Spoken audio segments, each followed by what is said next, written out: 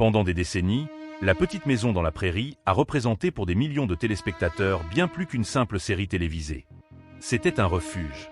Un monde où les valeurs familiales semblaient intactes, où l'amour triomphait toujours des difficultés, et où chaque épisode offrait une leçon de vie pleine de douceur et d'espoir. Au centre de cet univers chaleureux se trouvait Caroline Ingalls, incarnée par Karen Grassl. Avec son regard bienveillant et sa présence apaisante, elle est devenue l'image même de la mère idéale. Une figure rassurante qui a marqué toute une génération. Mais derrière ce sourire lumineux et cette harmonie presque parfaite à l'écran, une autre réalité se dessinait dans l'ombre des projecteurs. Aujourd'hui, après des années de silence, Karen Grassl décide de raconter sa vérité. Une vérité inattendue, troublante, parfois douloureuse, qui contraste fortement avec l'image idyllique que les fans ont gardée de la série. Car si La Petite Maison dans la Prairie semblait incarner la simplicité et la bonté, ses coulisses étaient bien plus complexes. Entre les enjeux de pouvoir, les tensions professionnelles et les moments de profonde incompréhension, l'actrice a vécu une expérience qui l'a profondément marquée. Ce témoignage tardif soulève une question fascinante. Combien de mythes télévisuels reposent sur des réalités bien moins lumineuses que celles que nous imaginons? Au cœur de ces révélations se trouve également une autre figure emblématique, Michael Landon. Acteur charismatique, réalisateur talentueux, producteur influent. Il était l'âme créative de la série et l'un des hommes les plus respectés de la télévision américaine de son époque. Pour beaucoup, il incarnait un leader visionnaire, capable de transformer une simple histoire familiale en phénomène culturel mondial. Pourtant, selon Karen Grassl, la relation professionnelle entre eux n'a pas toujours été aussi harmonieuse que le laissait penser leur complicité à l'écran. Derrière les rires, les scènes émouvantes et le succès retentissant, se cachaient parfois des incompréhensions, des frustrations et des blessures silencieuses. Ce qui rend cette histoire encore plus captivante, c'est le contraste entre la nostalgie collective et la réalité individuelle. Les fans continuent de revoir les épisodes avec tendresse, persuadés d'y retrouver une authenticité rare. Mais lorsque l'une des stars principales ose enfin briser le silence, c'est tout un PAN de mémoire télévisuelle qui vacille. Peut-on continuer à aimer une œuvre lorsque l'on découvre les sacrifices et les difficultés qu'elle a engendrés? Peut-on séparer la magie de la fiction de la vérité des êtres humains qui lui ont donné vie? Dans cette vidéo, nous allons plonger au cœur de ces confidences bouleversantes. Nous reviendrons sur l'ascension fulgurante de la série, sur les relations complexes entre ses acteurs, et sur les révélations qui, aujourd'hui encore, continuent de faire réagir les admirateurs du monde entier. Préparez-vous à découvrir la face cachée d'un monument de la télévision. Une histoire où la lumière des projecteurs n'a pas toujours réussi à effacer les zones d'ombre. Lorsque Karen Grassl arrive sur le tournage de La Petite Maison dans la Prairie au début des années 1970, elle ne se doute pas encore que ce rôle va bouleverser toute sa vie.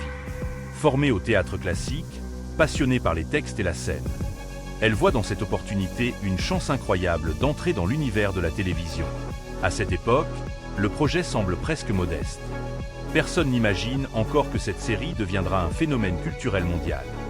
Rediffusée pendant des décennies et regardée par plusieurs générations.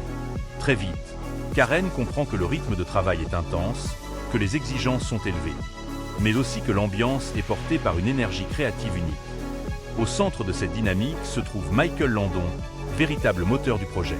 Landon n'est pas seulement l'acteur principal. Il est aussi réalisateur, producteur et figure d'autorité sur le plateau. Charismatique, rapide dans ses décisions, souvent spontané, il donne le ton à toute l'équipe. Karen Grassl raconte avoir été impressionnée dès leur première rencontre. Il semblait tout maîtriser, le jeu des acteurs, la mise en scène, les dialogues, le rythme narratif. Pour une actrice issue du théâtre, cette immersion dans un univers aussi structuré que celui de la télévision américaine est à la fois fascinante et déroutante. Au début, elle se sent guidée, protégée même, par cet homme qui paraît comprendre instinctivement ce que le public attend. Le succès arrive très rapidement. Les audiences explosent, les critiques deviennent positives et les personnages s'installent dans le cœur des téléspectateurs. Caroline Ingalls devient l'un des piliers émotionnels de la série. Sa douceur, sa patience et sa force intérieure incarnent un idéal familial qui touche profondément le public. Pourtant, derrière cette reconnaissance grandissante, Karen commence à ressentir un décalage. Elle réalise que, malgré l'importance de son personnage, les décisions majeures restent entre les mains d'un cercle restreint dominé par Landon. Dans cet environnement très hiérarchisé, il est difficile pour une actrice de faire entendre ses préoccupations ou ses attentes. Au fil des saisons, les conditions de travail évoluent. Le rythme devient encore plus soutenu, la pression du succès s'intensifie, et les enjeux financiers prennent une place centrale. Karen Grassle se souvient de moments où la fatigue accumulée rendait certaines journées particulièrement éprouvantes. Les tournages en extérieur, les longues heures sous le soleil ou dans le froid, les multiples prises pour atteindre la perfection. Tout cela faisait partie du quotidien.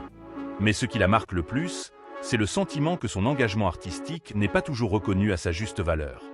Elle explique avoir ressenti une forme d'injustice, notamment lorsqu'elle a tenté d'aborder la question de sa rémunération. Selon son témoignage, cette discussion aurait marqué un tournant dans sa relation avec Michael Landon.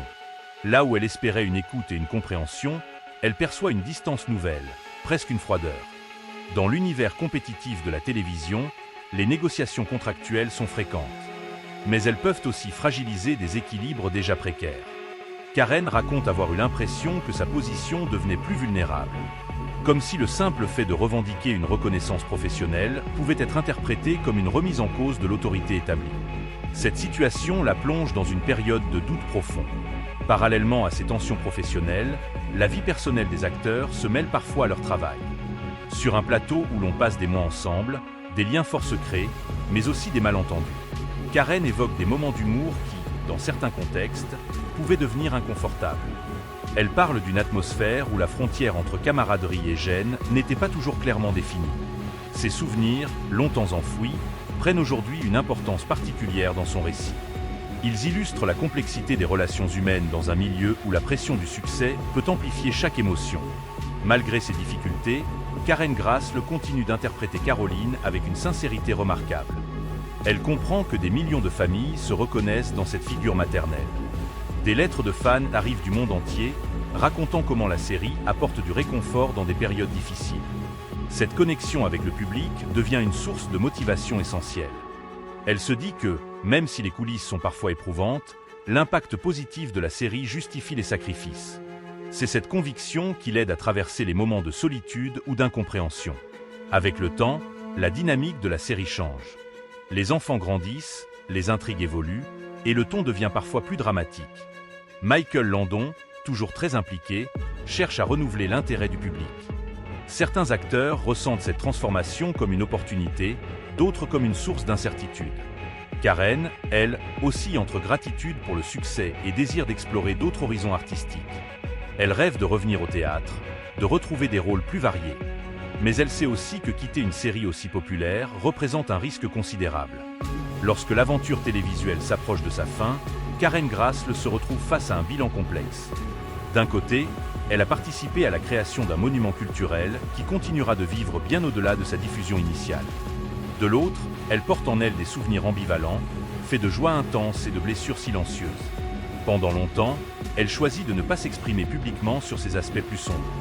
Le respect pour ses collègues, la peur de décevoir les fans, et peut-être aussi le besoin de se protéger expliquent ce silence prolongé.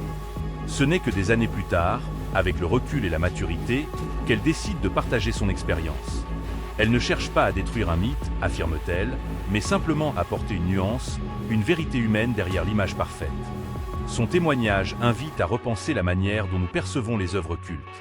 Car derrière chaque scène émouvante se trouvent des acteurs réels, avec leurs fragilités, leurs ambitions et leurs contradictions. Comprendre cette réalité ne diminue pas forcément la magie de la fiction, mais elle la rend peut-être plus authentique. Aujourd'hui encore, La Petite Maison dans la Prairie continue de rassembler les générations. Les rediffusions attirent de nouveaux spectateurs, fascinés par la simplicité apparente de cet univers. Les révélations de Karen Grassle ajoutent une dimension supplémentaire à cette histoire déjà riche. Elle nous rappelle que la télévision, comme toute forme d'art, est le résultat d'un équilibre délicat entre rêve et réalité. Et que parfois, les récits les plus lumineux naissent dans des contextes bien plus complexes que nous ne l'imaginons. Au final, l'histoire de Karen Grassle et de La Petite Maison dans la Prairie nous rappelle que derrière chaque œuvre culte se cache une réalité humaine bien plus nuancée que l'image idéalisée que nous en gardons. Pendant des années, la série a incarné une vision presque intemporelle de la famille, du courage et de la solidarité. Elle a accompagné des millions de spectateurs dans leur quotidien, devenant un symbole de réconfort et de nostalgie.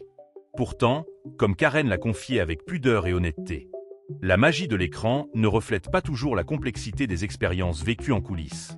Ces révélations ne visent pas à détruire un souvenir précieux. mais plutôt à redonner une voix à celles et ceux qui ont contribué à construire ce succès. Elle nous invite à regarder ces histoires avec plus de profondeur, à reconnaître les sacrifices, les tensions et les défis qui font partie intégrante du monde du spectacle.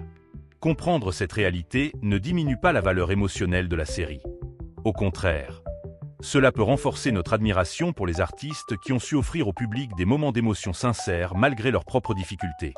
Aujourd'hui, alors que de nouvelles générations découvrent encore les aventures de la famille Ingalls, ce témoignage apporte une dimension supplémentaire à l'héritage de la série. Il nous rappelle que les icônes de la télévision sont avant tout des êtres humains, avec leurs forces et leurs fragilités. Peut-être est-ce là le véritable secret de la longévité de La Petite Maison dans la Prairie.